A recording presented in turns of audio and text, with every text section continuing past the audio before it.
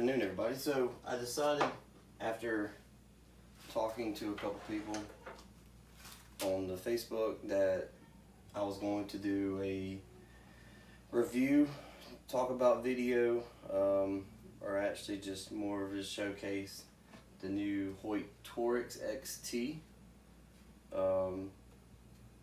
This is it. I have mine in Realtree Edge. It's what it had at the shop. I just bought the one that they had at the shop. I didn't feel like ordering it. I bought it literally maybe 2 days after it had been released. As you can see, it comes just like that. I don't know how well you can see that, but got the tan strings on there. That's what it came with. I haven't gotten the Juggernaut bowstrings from Brian just yet. That's sometime in the future. I'll have a new sight on the way too. I have a black gold Ascent single pin sight. It's in the mail right now, getting sent to me, so I'll throw that on there pretty soon. First impressions of this bow was, when I first picked it up, was it was light. It was super light. I think it was advertised at like 4 pounds maybe. 4 pounds, 30 inches axle to axle for the XT. It comes with the little rubber dongles on the bottom of it, but you can actually, if you look at the Torrex riser, you can actually buy these little rubber dampeners and just bolt them into the Torrex riser as well. It's the same exact riser, except the Torrex comes with a 7-inch brace height, or somewhere around 7-inch brace height. This is a 6-inch brace height, 30-inch axle to axle. I think the Torrex is almost 31-inch, like 30 3/4, something like that. It really shot really well. It's got its own Torrex XT cams. I'm not necessarily sure what cams these are modeled after. I'm guessing the Power Maxes, but I'm not exactly sure. It's a cam-and-a-half system, so it's something that you need to remember, that Hoyt's cam-and-a-half system has a reputation about being stiff on the draw. This is a little better than what I've shot in the past. I've only ever shot one other Hoyt in the past, and that was the Vector Turbo. I had that bow years ago, and it was terrible as far as the draw cycle goes, but it shot really fast. It shot really fast. This bow, I think they IBO'd at 336 feet out the gate, and with my 26.5-inch draw with a 560 grain arrow, which is this one right here. I finally have all my arrows built up. Let's grab a good one. Have my arrows built up. Black Eagle Rampage, 300 spine, regular 100 grain field point head with a 200 grain Ethics insert, half out insert. I'm not running the sleeves, I'm just running the half outs. I don't feel like sawing down my arrows, to be honest with you, having to grind them down to get those sleeves to fit on there. This is the 200 grain half out inserts that you can get from Ethics for these arrows.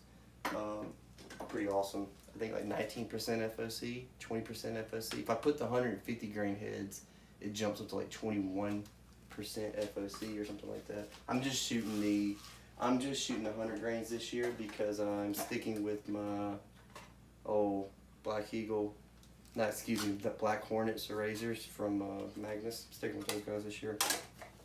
Anyway, what this video is actually about is the bow. I shot it at the shop. You know, it's you're shooting indoors when you shoot at a shop, so it's kind of hard to tell, to really get a true actual opinion on the bow and exactly how it feels, how it sounds. How it felt is pretty good. No vibration in the handle. On the shot, it didn't want to jump. It didn't feel like it wanted to have it wasn't feeling like it was just vibrating out of my hand. Even in the shop, it was quiet, but you really can't get a good judge on that until you get outside and you can tell exactly how loud it is. This bow's quiet. This bow's really quiet. I think Hoyt, you know, not to be cliche, but Hoyt knocked it out of the park when it comes to how quiet this bow really is for being a $600 bow. You know, I added the stabilizer on there. The stabilizer is just a regular old fuse stabilizer. It didn't do anything as far as sound and vibration, to be honest with you, but it does help out a lot balancing the bow. For me at least, it helps out a lot with balancing the bow at full draw. I'm a little more stable, you know, i.e. stabilizer. Really, I mean, that's like the two biggest things with this bow.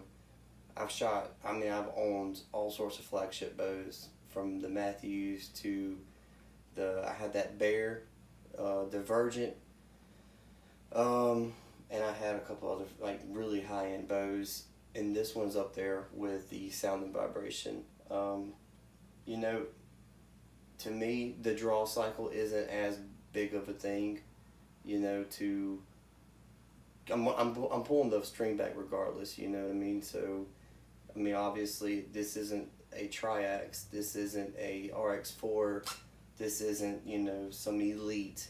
This is a $700, $600 bow with a cam-and-a-half system specifically made for the bow. It's got a little bit of a harsh draw cycle. You can get over that, I promise you. The sound and vibration out of this bow is amazing. And then, obviously, the Hoyt systems are yoke systems, so pretty easy to tune. That's the reason why I got rid of that Bear. That Bear was just a nightmare to tune. I recommend anybody that wants to shoot those new Bears, they go find a dealer that's familiar with that system that can tune it for you properly, because you do not want to tear apart that thing and not know what you're doing, because those shims and the way it's set up with that EKO cam is a nightmare to tune. So that's just my recommendation for those, for those bows.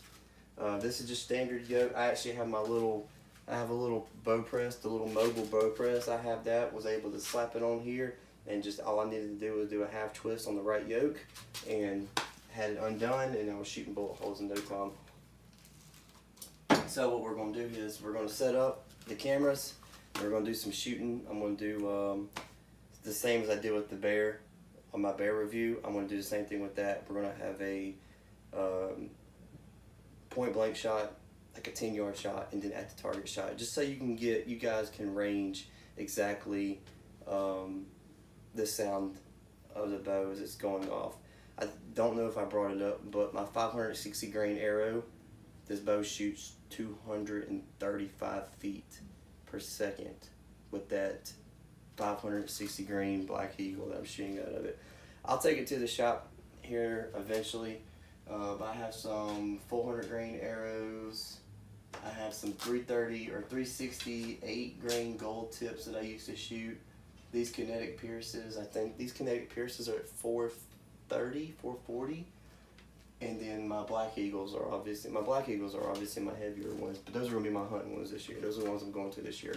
Anyway, I'll stop talking, and then I will get to shooting. So let me set this up, and then I'll get back with you guys. Well, I came inside to get ready to take a shower because I got sweaty when I was finishing up the video. One thing I forgot to add about this bow, which is my favorite thing, so I'm surprised I forgot about it, is this grip. I'm not sure if they call it like the X grip or X Factor grip or something like that. Sorry.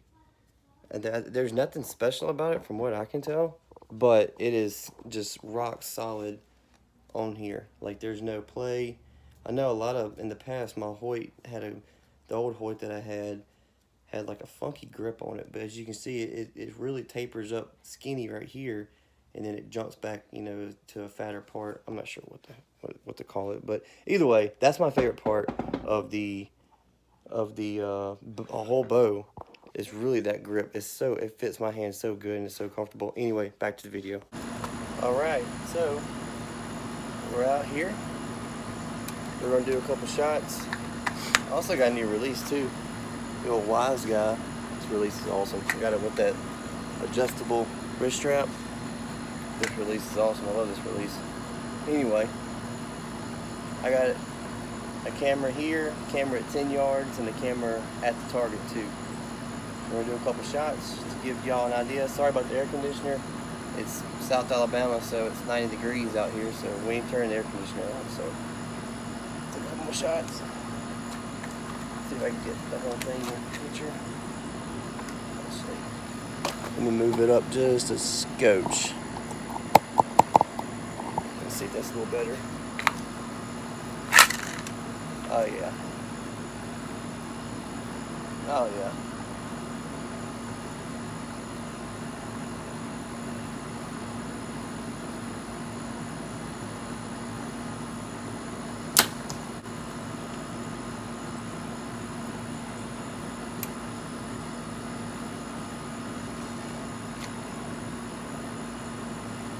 It doesn't feel like you're pulling 70 pounds, but you really are with this 10.5 system.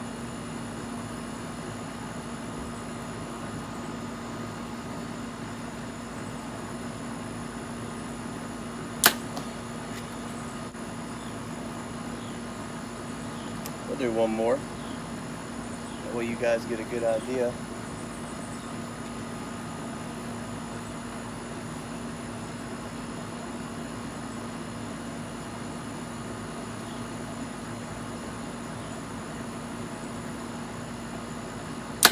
Oh, I threw that one. My bad.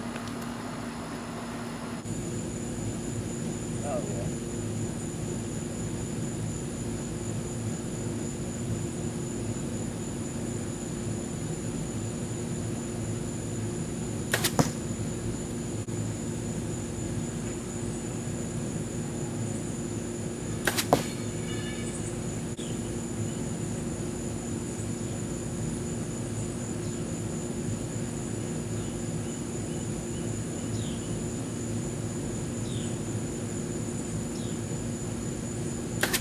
Oh, I threw that one. My bad.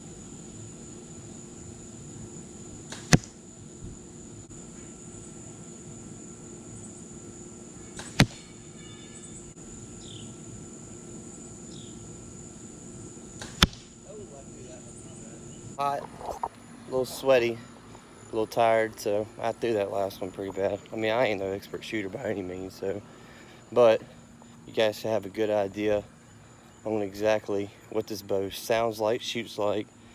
So, you know, I might put a side by side on exactly, not exactly, but me shooting the bear and me shooting the bear and me shooting the Hoyt, so you guys can get an idea of just the difference. I'm not bashing the bear by any means, but it just didn't suit my needs, you know. I guess if you're a guy that, you know, you can go pick it up at the shop and get them to work completely on it 100%, and you can bounce back and forth between the shop and doing all that, it's probably just fine for you. I mean, it did when it finally had it tuned up right, it shot perfect, but you know what I mean? It's just one of those deals. I hate too many complex things, and that was just too complex of a project to work on that bow. So anyway, I appreciate y'all watching. And sorry, I mean, I filmed from my phone, a little Walmart camera, and a GoPro. Those are my filming camera equipment, I guess, production equipment. 2018 buck. Hopefully we'll see more of that.